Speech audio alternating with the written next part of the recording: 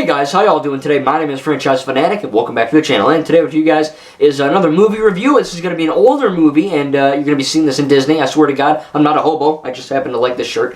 I'm kind of bulk filming. But I wanted to talk about this movie because it's not only an underrated film, but you've seen the title, you've seen the thumbnail. It's one of my favorite movies of all time, and it is, of course, Disney's The Lone Ranger. It came out in 2013, and let me just say that I'm not a huge fan of Westerns. I think that they're good, but I'm not, like, drawn to them, you know what I mean? But when it comes to this film, I saw it in 2013. I was a huge fan of it. It is PG-13, so it's not appropriate for little kids or kids in general. Not only is this one of the best Disney movies, it's also probably hands down the most violent Disney movie. So I saw it when I was, I don't know how old I was in 2013.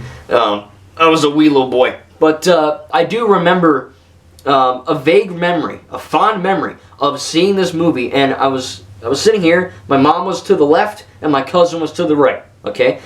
My mom, the whole movie, was practically going, oh my God, oh my God, oh my God, why did I take them? Because it's extremely violent, and I probably wasn't old enough to be watching it. Because, again, I saw it was Disney, and I didn't know what it was rated. We just saw it, and I happen to love it. But, you know, like, I saw Star Wars, Indiana Jones as a kid. Those aren't for kids either, but it pretty much effed me over. You know what I mean? Like, Indiana Jones, the guy's head blown up. Star Wars getting arms and limbs chopped off, people getting burned alive and choked and chalked around. Yeah, it's not for children.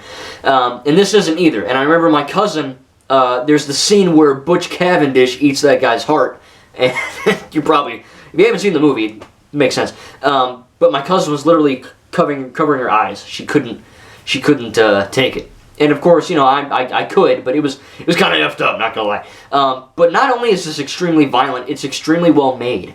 Johnny Depp, of course, the whole shit that he's in right now, forget about that. But when it comes to the actual film, Johnny Depp as Tonto is a great character. You know what I mean? His acting is great, the writing is great, everything's great. When it comes to Armie Hammer, he's a great Lone Ranger. Again, seeing this from not a huge Western love, you know, all I really have is this and Red Dead 2. But it's a great movie, you know what I mean? It really is. And upon finishing the movie, I watched the bonus features, and I'll talk to you about that in a minute.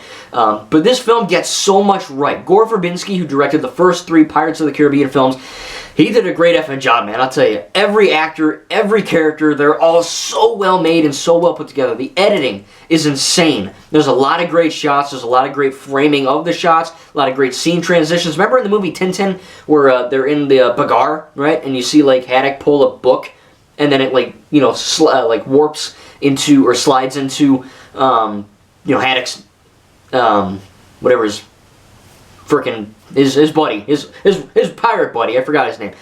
He pulls the book too, you know what I mean? So there's a lot of great transitions in that film. And this is the same thing, you know, there's a really great shot of this Chinese lady stirring a thing, like water, and giving it to Rebecca, I think. Dan Reed, the Lone Ranger, John Reed's brother's wife. And there, you know, the characterization, the character arcs that Tonto goes through, the transition from John Reed to the Lone Ranger, the enemies, Butch Cavendish, is not the best written character. He's basically just evil for evil's sake, but that's not necessarily a bad thing. You know what I mean? Like Lord Garmadon, Darth Vader, Kylo Ren, Gollum, so many great, Voldemort, so many great villains, Thanos. They have so many good arcs to them, you know. They're not just evil because they're evil. They have a reason to be that way. Butch Cavendish really don't have that. He's just kind of... His brother was the guy that wanted silver, so maybe there's that, but he's really just kind of a jerk to be a jerk. But the shock value in this film is not just violent to be violent. It stirred up a huge controversy. It's violent because it has to be. Because Westerns are gritty, dirty, and violent. Much like Pirates of the Caribbean. One of my favorite things about Pirates of the Caribbean, man, is that the first 3 movies in particular were really dirty and nasty and gross, you know? Like, when you're on a ship, you see the water on their faces and their hair is sloshing around, and it looks like someone took a dump on the poop deck, you know? And it looks really, really well done and really realistic, because it is, you know? And this film, Western time, wasn't necessarily the most clean time, the most, you know, well-regarded time. So to translate that to the film really was freaking fantastic. You know what I mean? To get, like, and it's kind of gross, but again, it factors into the overall time period. So you see a guy peeing, you see the pee, there's a guy that pukes, you see the vomit, You know, the guy cuts out his heart and eats it. You don't see that. You see the silhouette. But he goes like this and his hand's all bloody. People get cut, punched, stabbed, shot, beat, kicked. It's a violent movie. But again, it's representative of the time and of the elements that are happening in that time period. But the CGI, I'm going to touch on this now, the CGI in this film is effing perfect.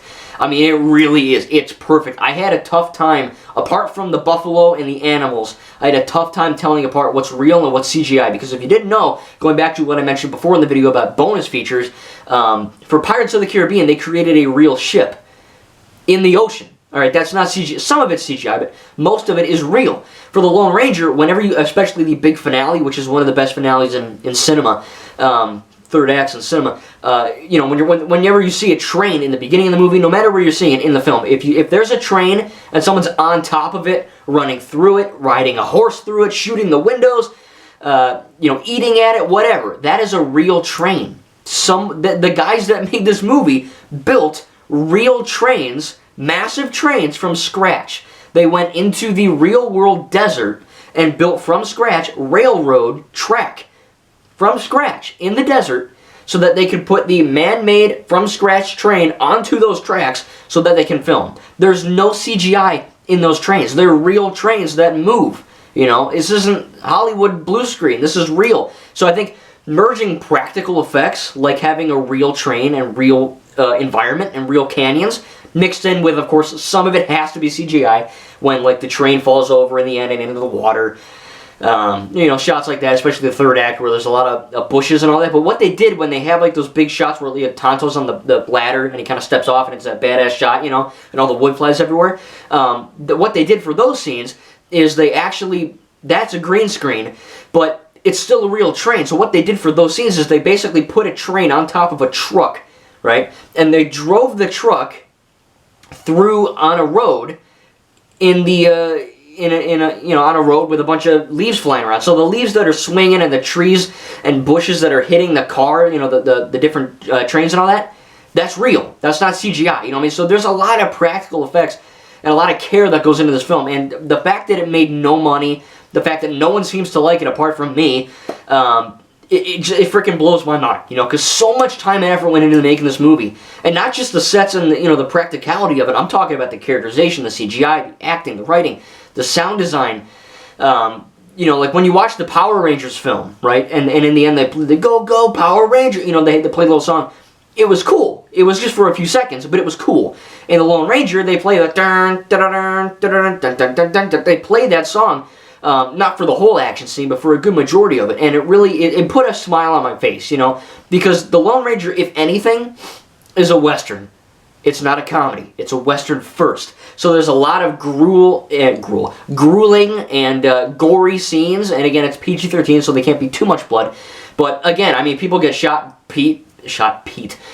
punched, beat, kicked. There we go. You know, people are peeing and barfing and blood's everywhere. A guy two people get their heads smushed in and it's just their heads pop and there's a little bit of blood. I mean, there's explosions. I mean, it's a violent film, but that's because it's a Western. You know what I mean? You can't have a really family-friendly Western film, you know what I mean? And of course, it also has a comedy element, right? Gore Verbinski is really good with mixing comedy. And of course, that's where Johnny Depp Tonto comes in, you know, making, you know, nature is out of balance, you know, that kind of thing. It's funny, and a lot of people criticize the film saying it doesn't know what it wants to be, but it actually does. It's a mix between a old-style Western and a little bit of comedic slapstick. It's really everything you would want in a Western. Westerns often are dark, violent, and brooding, but sometimes they're also comedic, lighthearted, and fun. And the Lone Ranger manages to kind of marry these two ideas, or these bunch of ideas, into a cohesive movie that works on so many levels. The train scene in the end, the fact that you have like really brooding and mature things like the senseless killing of Indians, to then all of a sudden having the train fight where Tonto throws a rock and hits the girl in the head, and it's funny. You know, there's a bunch of things in there that are really different, and I think it's an underrated movie. It really is. It's one of the most underrated films I've ever seen, up there with Kingsman 2, The Last Jedi, and Cars 2. I mean, there's a butt ton of movies I could list here, but it's not only a great Western, it's a great Western comedy, it's a great action film, and the fact that it made no money and no one liked it really, you know, Disney kind of killed it, you know, and I would have killed to see a sequel. You know what I mean? I mean, this was a great movie. That I have a few Lego sets of it. They had it in, I think, Disney Infinity, which I didn't play that much, but it was in there. And Disney just, you know, they're trying to, much like Cars 2, they're trying to bury that it even happened, you know. And you could say, oh, they're trying to bury the sequels. No, they're not. That's just the fake fans talking. The Star Wars sequels are canon. They're here forever.